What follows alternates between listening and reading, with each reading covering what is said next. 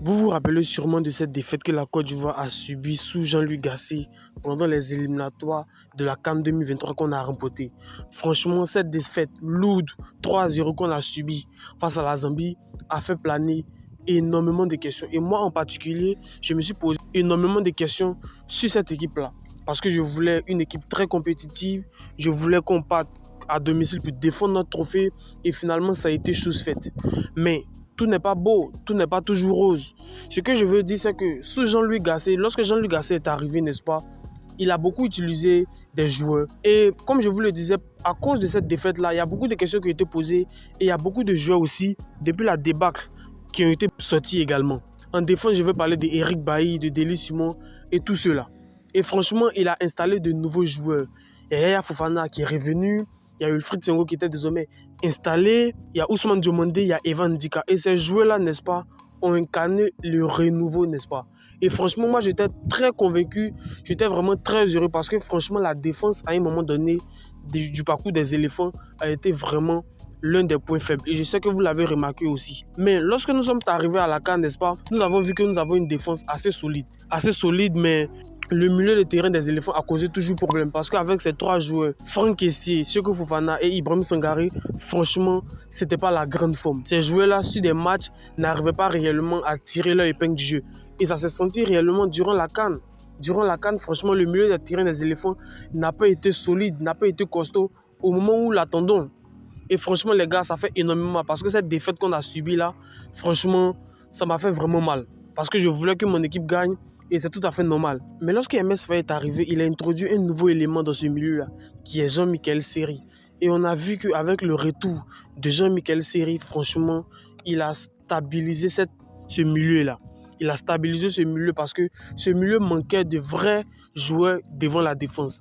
Ces joueurs qui avaient le même profil, qui avaient la capacité de se projeter et de pouvoir marquer des buts. Et ils excellaient en club, hein. Dans ces registres-là, Ibrahim Sangaré, Franck Kessié et Seko Fofana étaient très performants. C'est des joueurs qui marquaient des buts, qui étaient vraiment titulaires indiscutables dans leur club, mais franchement, ils n'ont pas donné réellement satisfaction. Donc, avec l'introduction de Jean-Michel Seri dans ce milieu de terrain des éléphants, on a vu que ce milieu de terrain des éléphants commençait à regagner du souffle. Et franchement, ça s'est bien passé et nous avons remporté la CAN. Mais ce que je veux dire dans cette vidéo, c'est que le milieu de terrain des éléphants, selon moi, doit être revisité. Il doit être revisité, pourquoi? Parce que vous voyez, lorsque je prends Jean-Michel Seri, je prends Jean-Philippe Bamé, Jean-Eudes Aoulou, Ibrahim Sangaré, ce sont des joueurs qui tendent plus sur la sortie, ce sont des trentenaires. Et je me dis qu'en tant qu'équipe nationale de Côte d'Ivoire, nous avons l'ambition, n'est-ce pas, d'aller à la prochaine CAN au Maroc et, n'est-ce pas, de se qualifier pour la Coupe du Monde. Et je me projette toujours parce que je me dis que la Côte d'Ivoire va se qualifier pour la Coupe du Monde. Si on se qualifie pour la Coupe du Monde, franchement, ce milieu-là, à un moment donné, va montrer ses limites. Il va montrer ses limites parce que vous pouvez beau dire que Seri Michael a été performant. Je suis d'accord avec vous. Seri Michael a été performant, mais sous certains matchs, franchement, il s'est raté. Il s'est raté sur certains matchs. Il contrôlait trop le ballon. Il ne faisait pas la passe vite. Mais rappelez-vous à la CAN, comment Dylan Kosunu prend le carton rouge? Mais c'est parce que Jean-Michel Seri, à un moment donné du match, a tardé avec le ballon en plein milieu du jeu. Et je prends encore cet exemple-là. Lorsqu'on a joué contre le Bénin en mars 2024, où la Côte d'Ivoire a fait nul avec le Bénin, je crois 2-2. Mais le but qu'on concède, mais c'est Jean-Michel Seri qui nous fait concéder ce but-là parce qu'il rate une passe au milieu du terrain, en plein cœur du jeu, et il rate une passe et contre-attaque, ça se termine en but. Franchement, les gars, ce milieu de terrain des éléphants doit être revisité selon moi. On doit introduire de nouveaux joueurs, tels que Ahmed Traoré Junior, Mao Dorgelès, Mohamed Diomandé, qui vont incarner aussi le renouveau de cet effectif-là. Tout comme en défense, nous avons eu le retour d'Evan Ndika, le retour de Wilfried Senghor, de Guelado, ce qui fait qu'actuellement, nous sommes parés en défense. Je crois qu'on a une des meilleures défenses de l'Afrique en tout cas. Parce qu'on a des joueurs qui jouent dans de très grands clubs. Evan Ndika, ça joue la Ligue Europa. Wilfried Senghor, ça joue la Ligue des Champions, Guelado, ça joue à Strasbourg, c'est titulaire. Et ils sont même en tête. Je crois qu'ils sont 5e de Ligue 1. Wolverhampton, Agbadou, c'est toujours titulaire indiscutable. Franchement, Ousmane Diomandé, ça joue la Ligue des Champions. Franchement, en ce qui concerne la défense, moi je n'ai aucune inquiétude, mais c'est plus par rapport au milieu de terrain. Là, les joueurs, à chaque liste des MS Faye, il y a toujours de nouveaux joueurs qui ont été appelés. Mao Dorgelès, Mohamed Diomandé, mais sauf que lorsque ces joueurs sont appelés, ils ne jouent pas.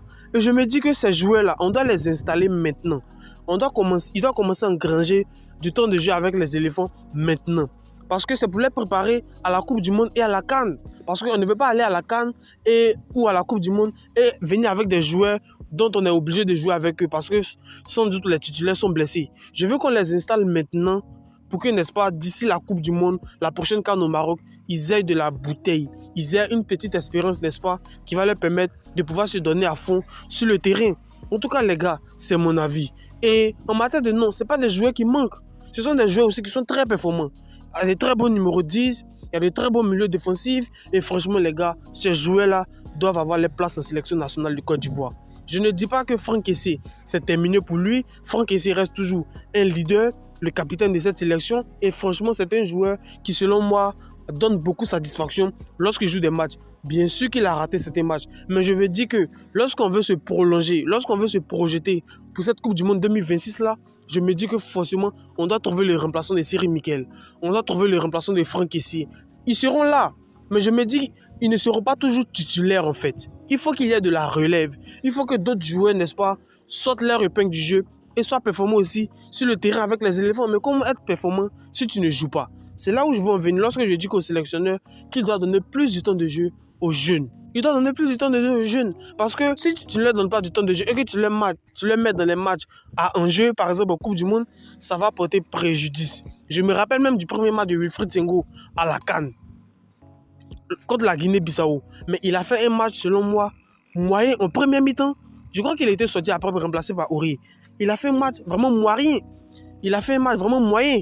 Tout simplement parce qu'il ne jouait pas avec les éléphants. C'était toujours Serge Aurier qui était titulaire. Et franchement, ça lui a apporté vraiment préjudice. J'espère que vous me comprendrez. Et vous savez aussi, ce que je veux dire, c'est que, vous savez, lorsqu'on a gagné la CAN, je me disais que, je vais prendre l'exemple d'autres équipes qui ont gagné la CAN, comme l'Égypte, le Sénégal. On a vu que lorsqu'ils ont gagné la CAN, mais ils ont eu une domination complètement sur le football africain, sur le chiquier continental. Et c'est ce que j'espérais pour la Côte d'Ivoire. Après la CAN, normalement on est champion d'Afrique, on vient avec un nouveau titre. Je m'attendais à ce que la Côte d'Ivoire domine le championnat, sinon le chiquier du football continental. Parce qu'on allait jouer pour. Et franchement, ça n'a pas été le cas. Ça n'a pas été le cas. Je vous assure, je vais vous dire la vérité. Le seul match référence que moi j'ai sous les éléphants de Côte d'Ivoire, c'est le match qu'on a joué face à l'Uruguay, où on a fait un match vraiment très abouti. Félicitations à MS Faye pour ce match-là, parce qu'on a été vraiment performant sur le terrain. Et je veux aussi, en parlant de ce milieu de terrain qui doit être rajeuni, je veux parler aussi de cette hégémonie que nous pouvons avoir sur l'Afrique aussi. Parce que c'est très important. Nous sommes les champions d'Afrique, nous allons aller défendre notre titre au Maroc. Et franchement les gars, je veux qu'on plane sur le football africain. Ça ne serait pas facile, mais avec des joueurs, on a de très bons joueurs qui sont très performants. La plupart de nos joueurs jouent dans de grands clubs. Ils sont titulaires indiscutables là-bas. Ce sont des joueurs majeurs dans leur effectif. Franchement les gars, ces joueurs-là, on doit commencer à les faire confiance, à les installer. Il y a aussi Giagon Parfait dont je n'ai pas parlé. Mais ce joueur-là, c'est un joueur qui est énorme au Charleroi. Le championnat belge, il est énorme là-bas. Et je crois qu'il joue avec le gardien Mohamed Koné. Mais ce sont des joueurs qui sont très performants. Voici des joueurs aussi qui sont le renouveau de la sélection, qui frappent à la porte, n'est-ce pas, à la porte de la sélection. Mais franchement, à un moment donné, il va falloir faire des choix. Et selon les choix du sélectionneur, ils ont été sortis. Mais ce sont des joueurs qui sont toujours performants, au club, qui sont toujours réguliers, qui jouent toujours des minutes. Et franchement, Giagon Parfait, lorsque je regarde ces matchs, mais franchement, quel joueur, dribbleur, éliminateur. Il est capable de marquer des buts, de finir les actions. Et un très bon numéro 10, franchement, ce joueur-là, c'est un atout. Nous devons miser sur ces joueurs-là parce que c'est eux qui demain vont nous représenter. Le milieu de terrain des éléphants n'est pas le seul compartiment à polir. Il y a aussi l'attaque aussi qui doit être revisitée selon moi. Mais le milieu de terrain des éléphants est le cœur du jeu. Et nous ne devons pas jouer avec ce milieu de terrain-là.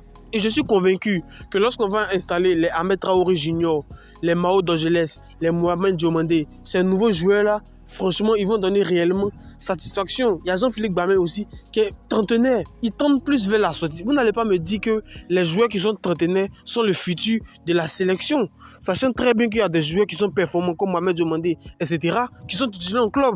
C'est ceux-là qui sont le renouveau, qui sont le futur de la sélection nationale de Côte d'Ivoire. Donc on doit les installer maintenant pour que d'ici la CAN, la Coupe du Monde, ils aient emmagasiné suffisamment d'expérience pour pouvoir capitaliser ça sur le terrain.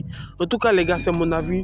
Donnez-moi vos avis dans les commentaires. Qu'est-ce que vous pensez du milieu de terrain des éléphants? Est-ce que c'est un milieu qui est vraiment paré pour tout? Est-ce que vous avez vraiment confiance en ce milieu-là? Donnez-moi vos avis dans les commentaires.